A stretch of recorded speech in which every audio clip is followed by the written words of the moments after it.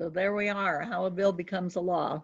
I think we can, I usually open with the 10,000 teachers out in front of the Capitol, but I thought I'd open with the tulips instead. So one of the things that I would remind you is that our issues are not partisan, nor should they be political, but the process is. So I would venture to say that education, health, voting, unfortunately, has been probably forever very political, which is too bad because it really shouldn't be. But we have to remember that to wend our way through the system, you've got to be aware of the politics. So again, the party who holds the majority holds the power. Right now in Kentucky, the executive branch, of course, is Democratic. The judiciary is, of course, apolitical. And then the legislative branch is heavily, heavily Republican. So those in leadership have great influence. They appoint the committee chairs. In many situations, they will tell committee chairs what to do, whether to hear a bill or not. Now they're going to do it by simply never sending the bill over to them. But remember that your legislator, even if they're a D, has a vote on the committees that they serve on and certainly has a voice. So next. Remember, there's 38 members in the Senate. Right now, there's 30 Republicans and 8 Democrats, and we've been through the leadership. 75 Republicans and 25, and again, the leadership. And remember, the leadership really has that ultimate deciding power about the calendar and about the priority bills and about whether a bill is going to get assigned to committee. So that's where you want to throw your weight at first. So in a typical session, we would have been done with part 1. They would have gone in on Tuesday, the first, actually that date's wrong, I'm sorry, they went in on January 5th. So they go in on the first Tuesday after the first Monday in January, and typically they would have been there 4 days and then they would have gone home for 3.5 weeks. But because they wanted to pass these bills so that they could send them to the governor, so he would take 10 days to either veto them or not, and they would have time to come back and override the vetoes. They are still in session, and they will be in session through tomorrow, through the 13th. So then they will be at home, and I highlight that because that's your golden opportunity to be in touch with legislators. They're at home, even the brand new ones like Killian Timony. Will be a little bit relaxed. He's survived the first couple of days in Frankfurt, and you have a better chance, particularly if you're a constituent, in contacting them. If all the information you have is their LRC email address, you can call their LRC office, their Frankfurt office, which is 502-564-8100, and ask for them. The receptionists are still working, and you can say, I'm a constituent of Representative Timony and I'm trying to reach him. I'd like to get together with him while he's at home, but I don't have any contact information. And they will get in touch with him and hopefully put him in touch with you as a constituent. So they're going to go back on February 2nd, and they're going to change the calendar. I think, Cindy, if you were on the website and looked at the session calendar, somebody told me they've taken it down. They have. I saw that today. Yeah, because the second half of it has to be changed. They have to remove 4 days of session that were originally planned because they only have 30 days and they've used up 4 extra days in part 1. So our understanding is that they're going to remove maybe some Mondays and some Fridays because those are partial working days. They have their committee meetings on Tuesdays, Wednesdays, and Thursdays, so they will keep those intact. Right after they get back on that Friday is the last day for a bill request. And a bill request is like asking for a template. It's a way of saying publicly, I have an idea, but I don't have the language quite ready, so reserve me a spot. And it's called a BR. So before the session starts, you'll see bills that are pre-filed and they'll say BR, which is bill request, and then with some number. So if you're working on an idea, but you don't have it pinned down yet, but you're pretty sure you want somebody to file it for you, you need to get with a bill sponsor and ask him or her to make a bill request by February 5th. If you miss that window, then they have no mechanism for filing your bill. Shortly after that, the Friday after that is the last day to introduce any new Senate bills. And they do that because they're running out of time and they can't just keep taking in new bills. So they would say muck up the works. So the holiday is always there, President's Day, and then the day after that is the last day to introduce new House bills. So we're on a very tight timetable. If you don't have your bill draft ready, if you don't have it already filed, you're really running late and you better get with it. March 15th and 16th are known as concurrence days. They're what I call the Mother May I days. So you have House Bill 123 that passes the House, it goes over to the Senate, and they pass it, but they change it while it's over there. They amend the language. So they passed House Bill 123, but it looks different than the other version. And you can't have two versions of the same bill. So you've got to get some reconciliation. And that's where they do this kind of Mexican hat dance where the Senate will send it back to the House and they'll say, we improved your bill. Why don't you just concur or agree with our changes? And typically the House will say, no, that was our bill to start with and our version is better. So we say, no, we're going to send it back to you and we're going to ask you to recede or back off your changes. And then they get into this, and typically it's not settled during that time. So the House leader and the Senate leader will appoint a conference committee made up of Ds and Rs from both chambers, made up of people that were in favor of the bill and people that were opposed to it. And they throw them all behind locked doors. And for a lobbyist, for an advocate, that is the most anxiety producing time because you have no input. And they actually, the rules are, the constitutional rules and the House and Senate rules are, they can completely rewrite the bill. So you have to do your work with your members that are in there that are on your side to say, these are the bottom lines. You know, we can't have this changed, or we can't have this removed, or we can't have this added. And in all the years I've been doing this work since 1978, only one time have I had a bill come out of conference that was so bad that I asked the sponsor to kill it. So it was really hard to go back to our advocates and say, yeah, we had a bill and it passed both the House and the Senate, but we really ended up with no bill. Typically, they will only make minor changes. They will both agree to it, and then that agreed upon version will go to the governor. They have 10 days, veto days, not counting Sunday. Remember that the governor can let a bill become law by letting it just sit on his desk for 10 days, or he or she can sign it, or he can veto it. And then they come back by Constitution. They have to adjourn by March 30th, so that will be the last day of the session. They'll come back to override vetoes, and then they will adjourn. Next, Cindy. So a bill, legislation can only be introduced, it's only passed when it's signed by the governor.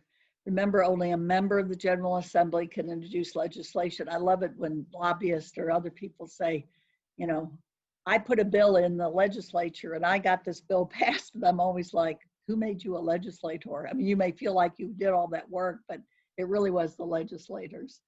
So bills can vary in length from only a single line to 100 pages. And I always put this in because I've had people over the years say, Sheila, this is really going to be easy to pass because it's just these two sentences. Well, guess what, folks? You have to go through the same darn process, whether it's two sentences or it's 300 pages. And sometimes those little simple bills get you in more trouble than anything.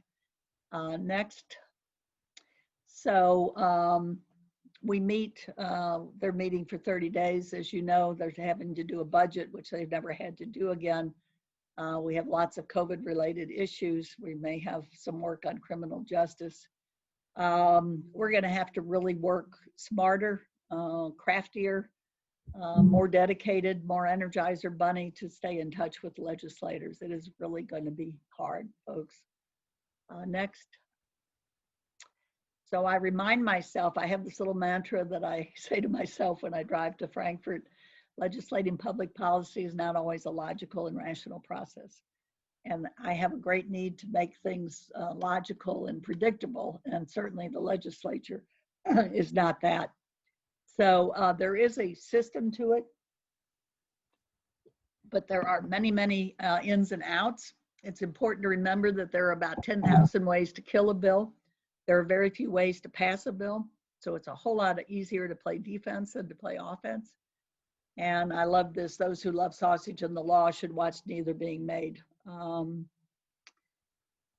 It doesn't mean that good law and good sausage doesn't come out, but the process sometimes is pretty bloody. Bills are introduced, they're sent to the House or Senate clerk. Remember that you pick a chamber by picking your sponsor. So if you're going to go to Representative Kelly Flood to be your sponsor, you're going to start in the House. If you're going to go to Senator Thomas, you're going to be over in the Senate. And remember again that that HB House Bill number or SB number stays the same no matter where the bill is in the session. So once it's introduced, it's given that number and it's sent to the Committee on Committees. Again, that's dominated by the majority. And they will decide, and remember they did change those rules so that they have no time constraint. They could just sit on those bills indefinitely and not assign them to a committee. Unfortunately, committee meetings are open to the public, but not as open as they were when we could be up there. So here's the part that we are most worried about. And Cindy knows this, and many of you from being up there. If you know that a bill is on the agenda, and typically you would have gotten 3 days notice of that agenda, so you can prepare your opposition if that's what it is. And you can be there in the Capitol Annex, and you can go in the day of the committee meeting and you can sign in saying that you want to testify against the bill or for the bill for that matter. And very often, depending on time, the chair of the committee will call you and you will have an opportunity to come to the table to speak. We have not figured out that there's any mechanism in this remote session for that to happen. So we have asked any number of people how the people's voice is going to be heard. If you are working with a bill sponsor, as I have been, during the interim, I was asked to testify several times, and I was given the link that the legislators have to be on the Blue Jean platform. They use Blue Jean and not Zoom. And when the time came for that bill to be discussed, even though they can't take a vote during the interim, I was given a time to testify. We have, again, an OR nurse who's testifying tomorrow on that OR smoke bill. She will be testifying remotely from her home. They're really discouraging people to go up there in person. But if we had somebody that was opposed to many of those bills, we still have not figured out how people are going to let that be known. You can certainly email the committee members and say you're opposed to House Bill 123, and these are the reasons, but whether it has the same impact of, particularly in our case, we try to, what I call, put a face on the problem. We try to have Kentuckians, ordinary Kentuckians, who are suffering with mental illness or have had a child killed through somebody's fault, whatever the story is, and we try to get those stories in front of legislators, because that's typically what people remember. It is going to be, I think, nearly impossible to do that. And they're going to. The other thing I'd like to add is frequently you'll have a bill that you have read, you understand, you want to comment on it, and then they'll get into the committee and adopt a committee substitute, and you haven't never seen, right? And you can't see it unless you're connected to a legislator who will give it to you until it's up on the website later that night. Right. And they have done that. They've been very bad about it. Supposedly committee subs are to be distributed 24 hours in advance. Well, that was when we had a 3-day posting rule. Now the posting rule is down to 24 hours, and I've not seen anything about committee subs. So you've got to have some friends on all these committees who can let you know about particular bills and what's going on with them. If you are pushing for a bill to be passed out of a committee, you really want to try to talk or contact or write to or email all the members of the committee so that they can say that they've heard from people. And that's where you start generating calls to the message line and emails. The House is not going to do a consent calendar this session. I don't know whether I can't remember whether the Senate is going to. The consent bills are bills that have passed unanimously out of committee, and they just put them up there and pass them with one vote for several bills at one time, and they're not going to do that during this session. So you want to educate committee members before. I learned my lesson way back in 1978 when I thought that they would just listen to my golden tones and my words of wisdom and it would carry the day. And I realized that they had no idea who I was, or nor did they care. And I was testifying against people from their districts who had a relationship with them and who made it very personal about what this bill would do, even though it was false information. So all politics are local. Those relationships are what carried the day. So you need to figure out some ways to let your legislators know how you feel about the bill. And again, the committee chair can let bills sit and never get called for a hearing and be killed that way. So the Schuster rule is that you celebrate every good thing that happens to your bill. So, and you can do that with your favorite libation or however else you want to celebrate. So your bill gets introduced and you gets assigned a lucky number. You celebrate, it gets assigned to a good committee. You know, when it gets out of committee, you celebrate again. And then it's going to go over to the chamber. Let's say we're talking about a House bill. It's going to go to the House and be posted there and placed on the calendar. And then the next day, it's going to get, you want to go to the next slide, please, Cindy? Yeah, gets a second reading, and that's when you can find out if there are going to be any floor amendments. Again, those should be posted at least 24 hours in advance. Sometimes after the second reading, something awful happens to your bill. So your bill is tooting along and you're out of committee and you're there and you think you're going to get a vote on the floor of the House. And all of a sudden the Rules Committee, which is essentially the committee on committees, comes in and reassigns your bill to another committee, which is usually the kiss of death. That usually means that the leadership is opposed to your bill, and instead of having members vote on it, they're going to send it to another committee to die. So in the Senate, it's usually the Judiciary Committee that gets bills to die. In the House, it's usually the Appropriations and Revenue Committee where bills go to die. Next, Cindy. So hopefully you get to the third reading, you get a motion. Hopefully you don't have any bad amendments. You're sitting up in the gallery back in the days when you could do that.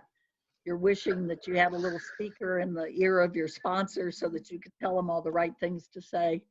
And your bill passes. And I'm an old basketball player and coach, and the first time I was ever in the gallery and a big licensing bill for psychology passed, I stood up and clapped. I mean, it was exciting. Well, that is not typically something that they expect you to do. So you don't get to celebrate, unfortunately, in the chamber. So you really celebrate that. And then next slide, please. You do it all over again. So there's two of my favorite legislators, Paul Hornback from Shelby County and Julie Rocky Adams from Louisville. I've worked with both of them on a number of health and mental health bills. Really reasonable, good people. So you could celebrate when you pass the first chamber, but don't celebrate so much that you lose track of the fact that you've got to go to the other chamber and do exactly the same thing again. You've got to get it assigned to a good committee. You've got to get it heard and voted on by that committee. You've got to hold your breath when you get through the first, second, and third readings. And then you've got to get that final passage on the floor of the chamber. And this is where you get into that concurrence. So you pray that the second chamber doesn't change your bill, because then you're into that conference committee and you're sweating bullets at that point. You're hoping that you don't have that happen. Sometimes it turns out fine, but as I say, occasionally it's really a disaster. So let's say that you didn't have that happen, and then you're going to send it to the governor's desk. Again, he can let it sit there for 10 days and it becomes law automatically. He can sign it or he can veto it. I've only had one bill that was vetoed, and it was horrible. It was a mental health bill called Tim's Law. We had worked on it for 5 sessions. And in the 5th session, with Julie Rocky Adams as the sponsor, we finally got it passed. And we were actually working with Governor Bevin's office. It was the first year that he was governor, to have a bill signing ceremony in the rotunda. We had so many people that had worked on this bill for so long, all the NAMI groups, the National Alliance on Mental Illness. And I was just coming out of my brother-in-law's funeral, actually, and Julie texted me and said the governor just vetoed our bill. And I felt like I'd been kicked in the stomach. My first thought was, besides cussing a lot, he's going to be in the governor's office for the next 3 years, which means that we can't go back for 3 years, because if he vetoed it this year, he's going to veto it the next year and the next year and the next year. And remember, it was his very first session of being governor. And I thought, and it was one of the first sessions where the House was also Republican. And I just thought, we're doomed. And about an hour later, Julie texted me and she said, we're going to fight it. And I said, well, I know how to do that. So we probably generated 1,000 calls to the message line in the next 3 days.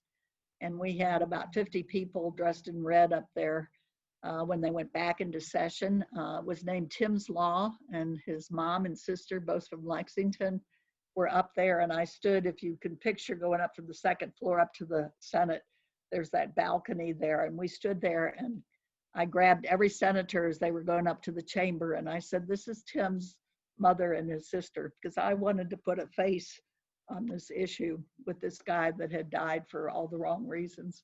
And they overrode the veto. And then the House overrode the veto. So we had a heck of a celebration party. The mental health community did. And we did not invite the governor to our party. But that's an experience you don't want to live through. It's very anxiety producing.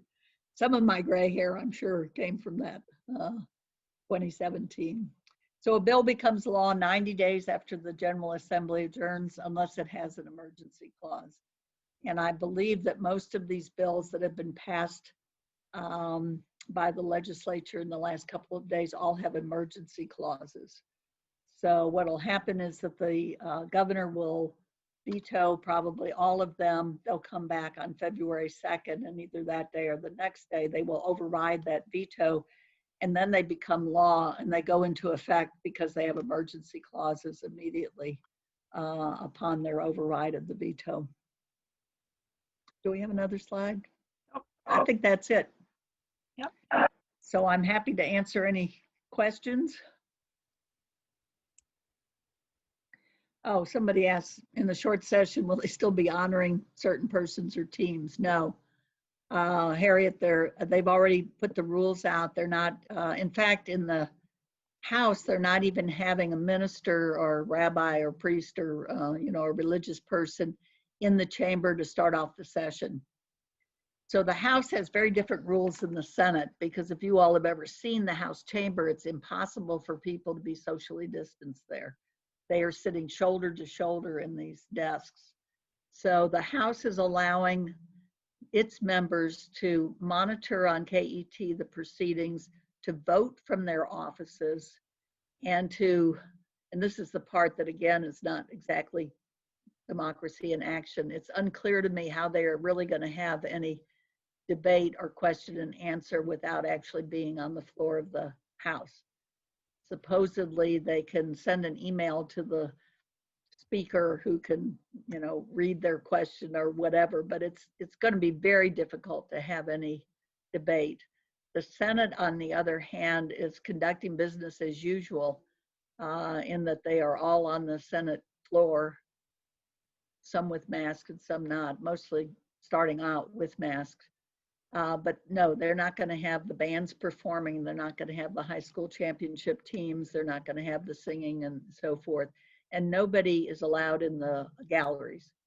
The first day when they were swearing in brand new legislators, they allowed some family members in the gallery to see that, but that was it. If you had the rotunda in the Capitol reserved for an event, all of those have been canceled.